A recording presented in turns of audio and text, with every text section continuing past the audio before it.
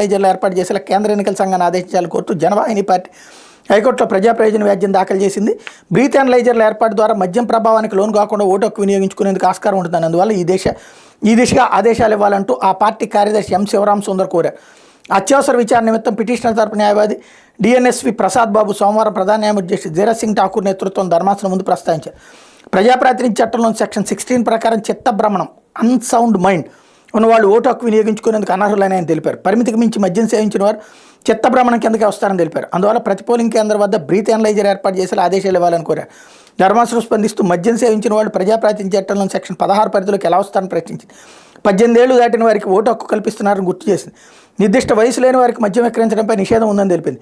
ప్రసాద్ బాబు సమాధానం ఇస్తూ పరిమితికి మించి వాహనం నడపడం మోటార్ వాహనాల చట్టం కింద నేరమని, అలాగే ఓటు ద్వారా రాష్ట్ర భవిష్యత్తు నిర్ణయించే అర్హత మద్యం సేవించి ఓటు వేసే వారికి ఉండకూడదన్నారు. ప్రసాద్ బాబు వాదనలు విన్న ధర్మాసనం వ్యాజ్యంపై బుధవారం విచారణ జరుపుతామని స్పష్టం చేసి చాలా మంచి పాయింట్ రైజ్ చేశారు. ఇకపోతే ఆంధ్రజ్యోతి